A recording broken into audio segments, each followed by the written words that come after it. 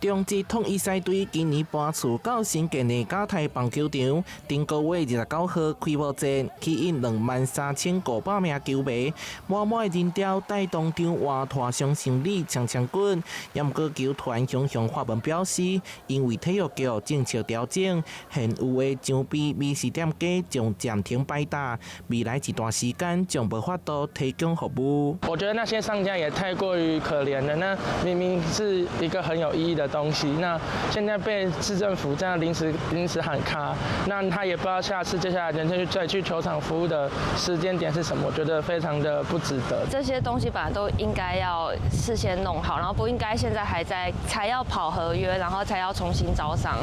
這些時間點都不對。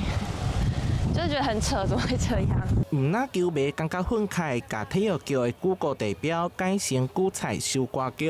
周邊的美食攤商嘛表示不滿，公開質疑體育局的招標流程。對此體育局澄清，統一獅只有新租場內空間，可讓到開幕當天以及後2天的觀賽人潮，才委託統一獅在戶外空間設打，強調一切合法。所以我們必須透過公開招商，以符合採購的程序，並保障攤商的權益。租用跟認養的程序規範也是不一樣的，所以當初在簽約的時候，大家都應該要納進來做討論。在這裡也呼籲台南市政府應該來跟統一球隊大家坐下來好好討論一下，在互相讓利的情況之下，才能創造三贏。體育局的目標是希望在咧後一場賽事之前會當完成招商。甲台棒球村整體規模相當龐大，包括着新棒主婦球場以及小棒主婦球場頂設的場地，